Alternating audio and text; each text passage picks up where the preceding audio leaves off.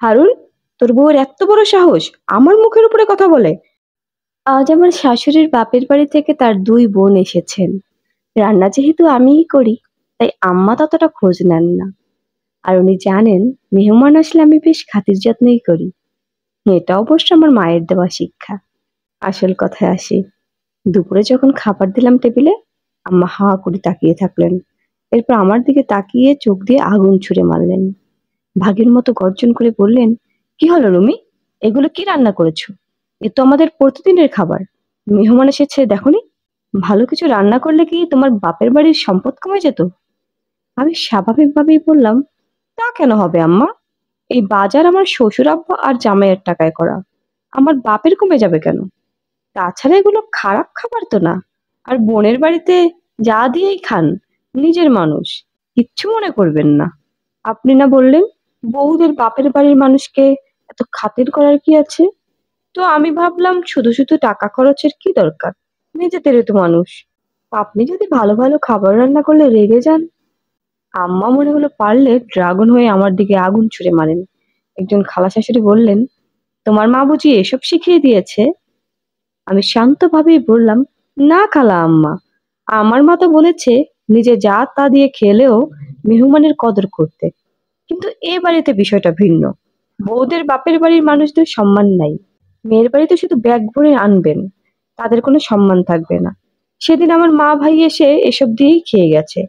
তো আপনাদের এসব দিয়ে খেলে কি সমস্যা? আম্মাও তো এ বাড়ির বউ, তাই না? তারা আর কথা বাড়ালো না, কোনো রকমে গিলে উঠে গেল। তবে আমি জানি এখানেই এসবের শেষ না। আমার স্বামী আর শ্বশুর এলে বিচার হবে। আর আম্মা চাইবে বিচারের তাল গাছ তার হোক। ঠিক তাই হলো।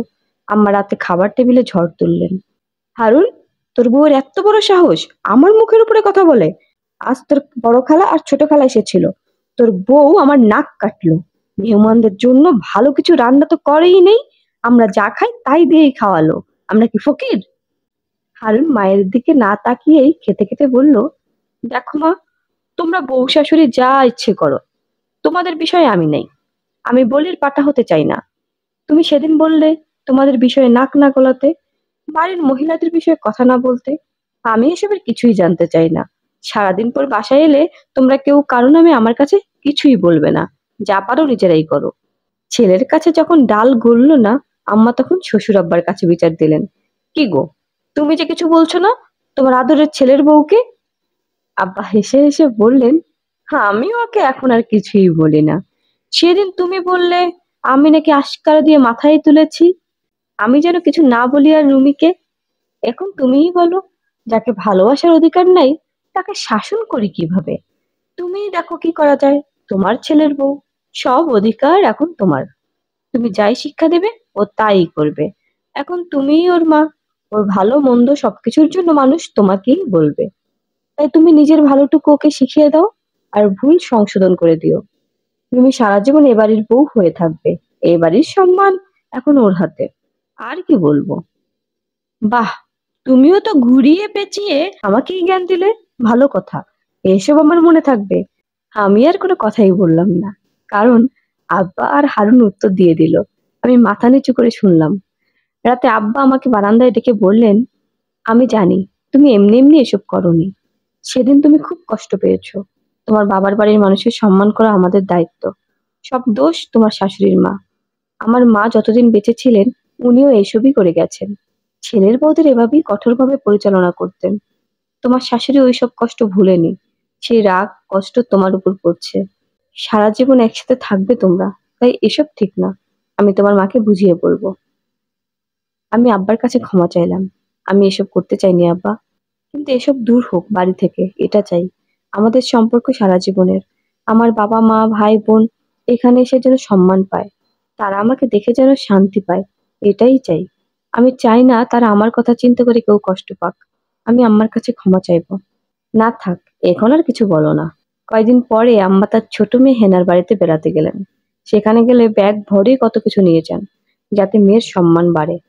একদিন থাকার কথা ছিল, কারণ হেনা প্রেগনেন্ট। মেয়ের সাথে তাই একদিন থাকবেন ভেবেছেন। কিন্তু আম্মা বিকালেই চলে আসলেন। মনটাও খারাপ। আমি প্রথমে ভাবলাম হয়তো হেনার শরীর ভালো না। তা জিজ্ঞেস করলাম, আম্মা, হেনা ভালো আছে তো? কোনো সমস্যা হয়েছে? তাহলে হারুনকে বলি হেনাকে কিছুদিনের জন্য এখানে নিয়ে আসো। আম্মা উত্তর না দিয়ে বলল, টেবিলে খাবার দাও। আমি খুব অবাক হলাম, এই সময় খাবার? কিছু না বলে খাবার দিলাম। খাওয়া শেষে আম্মা চা দিতে বললেন। দুজনের জন্য 2 কাপ চা নিয়ে বারান্দায় বসলাম। আম্মার হাত ধরে বললাম, কি হয়েছে আম্মা? কোনো চিন্তা করবেন না, আমরা সবাই আছি। হেনার কোনো কষ্ট হবে না। এখনো 4 মাস বাকি, আর 2 মাস গেলে নিয়ে আসবো আমরা। আমার চোখ দিয়ে পানি পড়লো। আমি আম্মাকে জড়িয়ে ধরে বললাম, আম্মা ভয় হচ্ছে। কি হয়েছে বলুন তো? আজ মেয়েটা অসুস্থ, তাই হয়তো চা নাস্তা দিয়ে বিদায় করতে চাইলো। আমি তো খালি হাতে যাইনি, এই সম্মান পেলাম। দুপুরবেলা কেউ এসব দেয়? আমি আর থাকতে পারলাম না। হেনা নিজেই রান্না করতে যাচ্ছিল।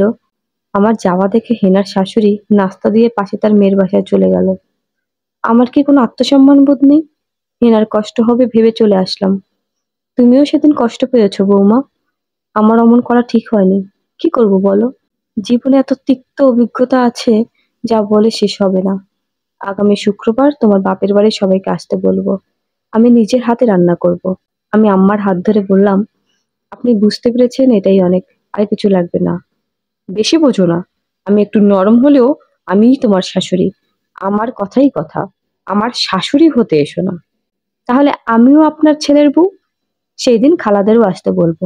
ওই দিন ওভাবে এত কিছু বলা ঠিক হয়নি, আর এমন ব্যবহার করাও উচিত হয়নি। কষ্টে দুঃখে ভালো কিছু রান্না করিনি। আম্মা হেসে বললেন, আচ্ছা বলো। হঠাৎ মনে হলো পিছনে কেউ দাঁড়িয়ে আছে। দেখি পর্দার আড়াল দেখি পর্দার আড়ালে আব্বা আর হারুন দাঁড়িয়ে আছে। তারাও হাসছে। বউ শাশুড়ির হাসি তাদের মধ্যে ছড়িয়ে পড়েছে। তিক্ত স্মৃতি মুছে যাক ভালোবাসার ছোঁয়ায়। লেখাটি লিখেছেন ফারজানা ইয়াসমিন।